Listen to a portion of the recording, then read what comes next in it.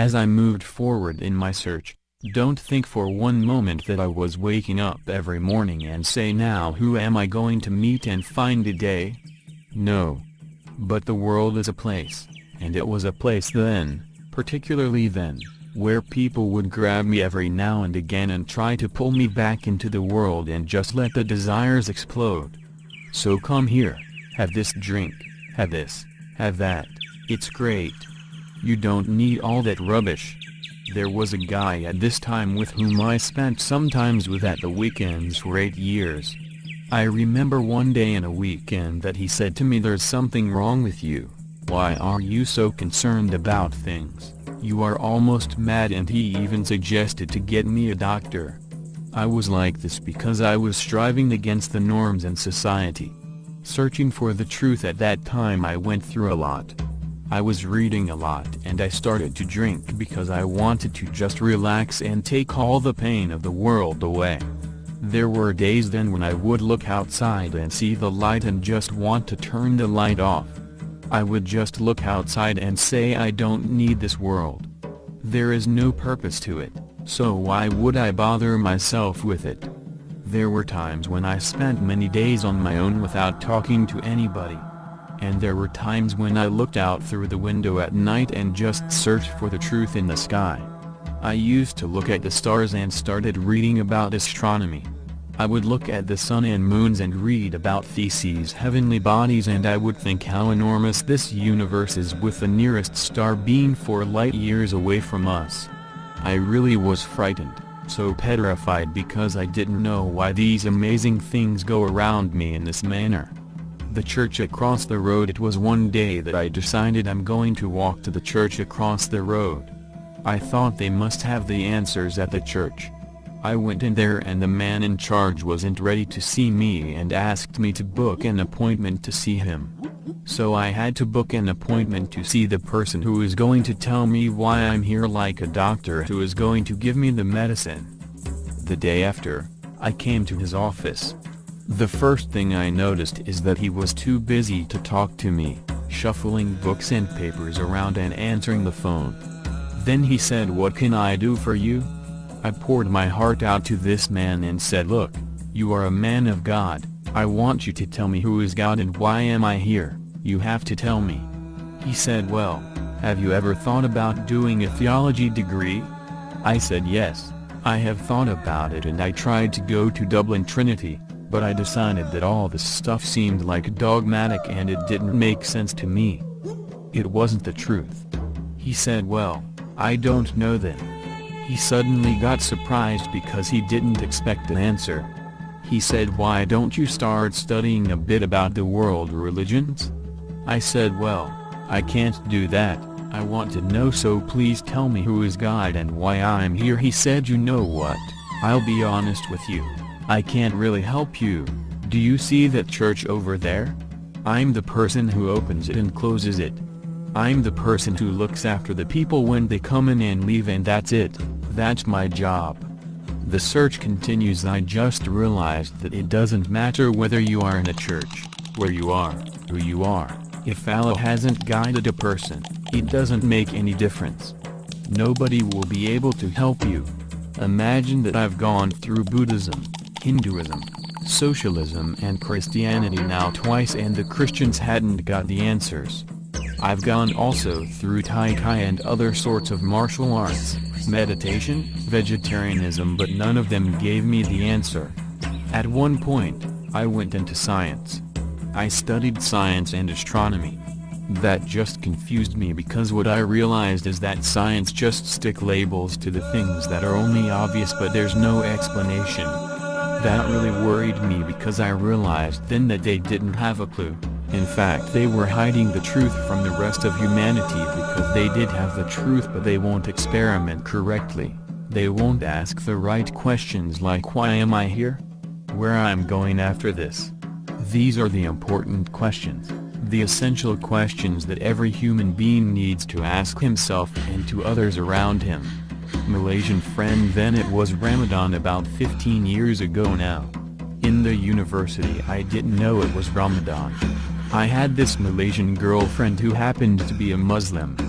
I didn't know that at the time, and I didn't even focus on the Muslim thing because it wasn't important to me. One day she came to me and said, "Look, this month please don't come here."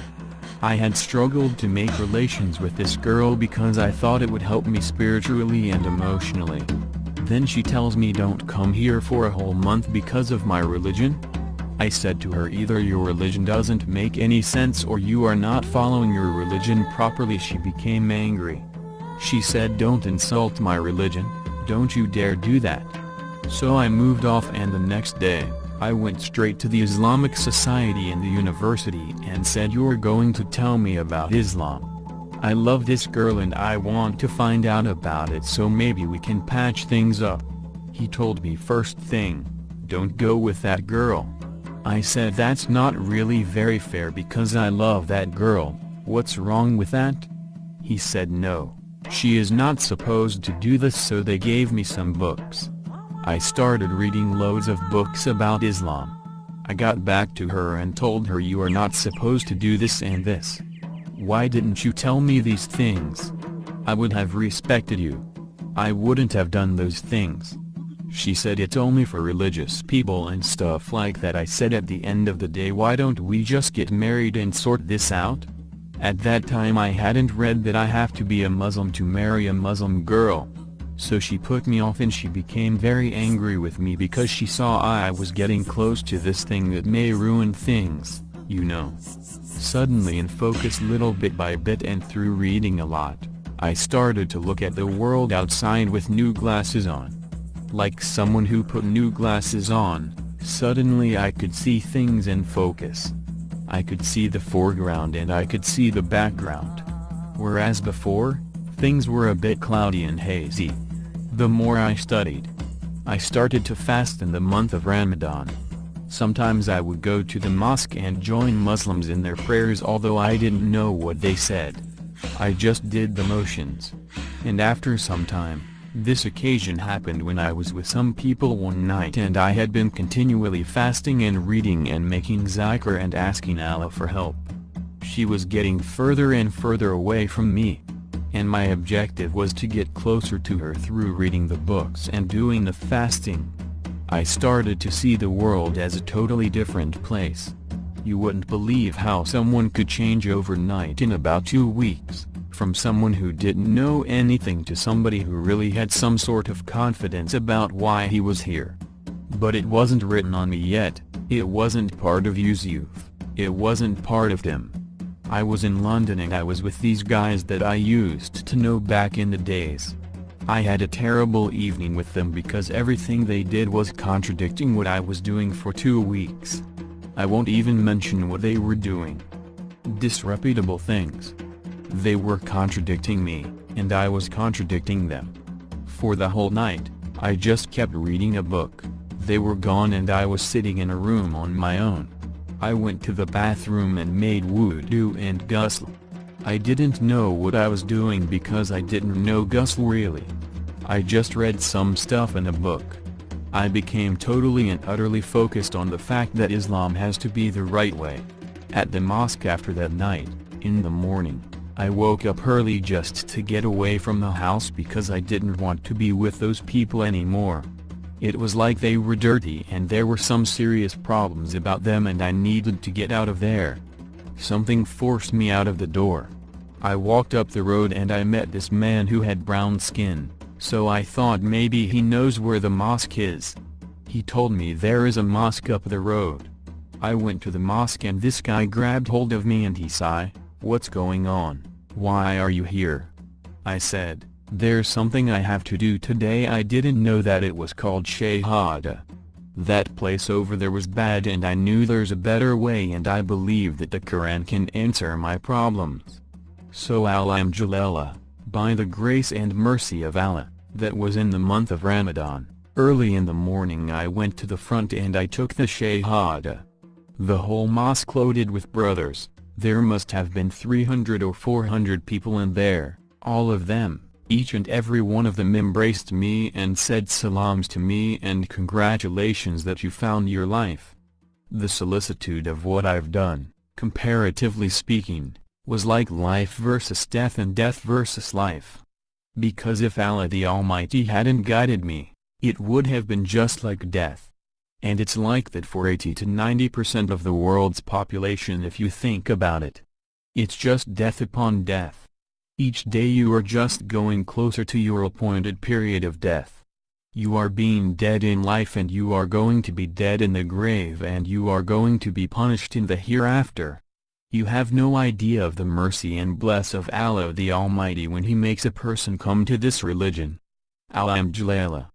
Before I reverted to Islam, the truth of the matter is that I didn't know what contentment was. Because contentment comes from finding yourself upon the truth, and if you are upon the truth you will be contented. I'm not just talking about one day. I'm talking about no matter what happens to you. Wherever you are, whomever you are with, you will have that ultimate peace and tranquility in your heart.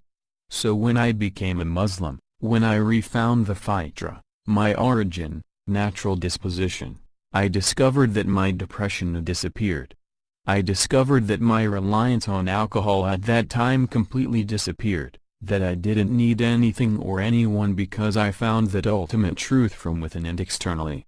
And of course I had the brotherhood.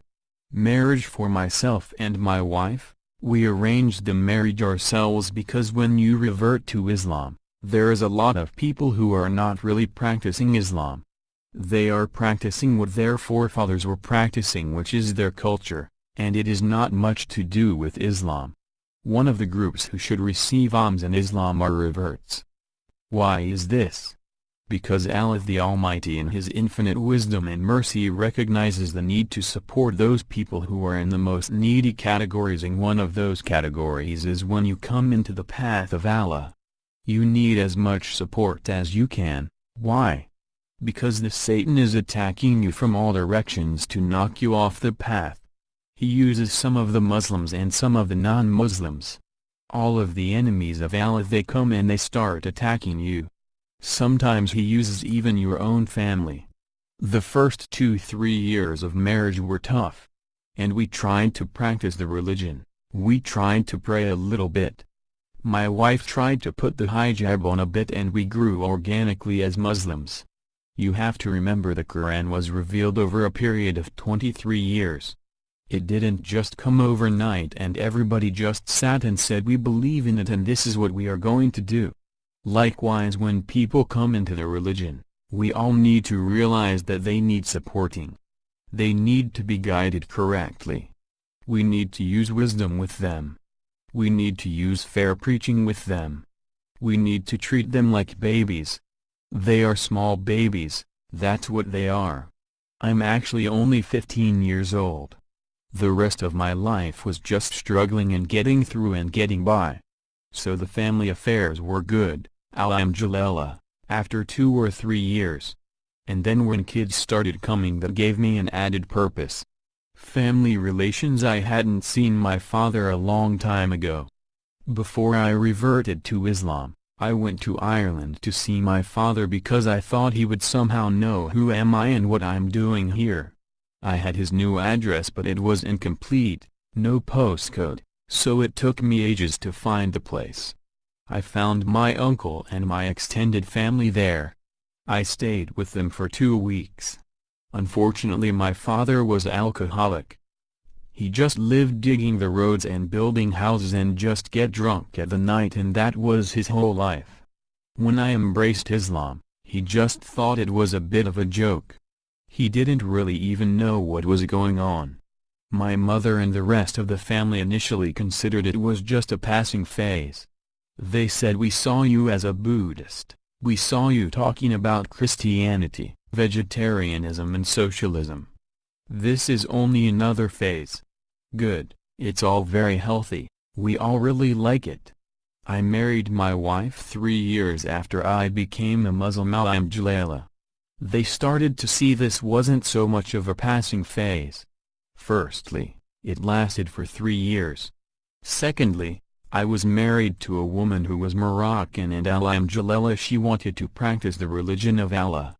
Thirdly, I started to turn down invitations which were about alcohol, partying and dancing and stuff like that. So I didn't have any interest in those things. I didn't need those things. When we got to that stage they became a little bit suspicious then. On the news. Then one day I was invited to give a lecture in Trafalgar Square. At that time, I didn't know that the BBC was there filming it all. When I gave my talk, I just became emotional and started to put my fist in the air and shouting Allah Akbar, God is the greatest, crazy stuff that you don't do really in front of the BBC. As it happened, the BBC filmed me and showed me on the 6 o'clock and the 9 o'clock news. So then when I got home, I had this mad rush of calls from my family saying, Tim, what's wrong? What's happened to you? So in actual fact, they found about my Islam via the mass media machine who made it look like I was a complete nutter. Ever since then, generally speaking, they really haven't trusted me. So there is a message here. It's about the media and the way we use the media. And I believe that they know this has changed my life for the best. For instance, I'm the only member of my extended family as far as I know now who is stable. I don't go around beating my kids and beating my wife. I don't run off with another woman and my wife doesn't run off with another man. And it's normal and it's healthy. And they've seen it. And even my sister, they interviewed her the other day by another channel, she said he is brilliant. What happened to him was absolutely brilliant. After the interview she even said to one of the researchers, I really love my brother and I think that I'm worried about what he is upon. He is upon this terrorism thing. So this is just tells you what the media system does in terms of brainwashing the people about the truth of Allah the Almighty.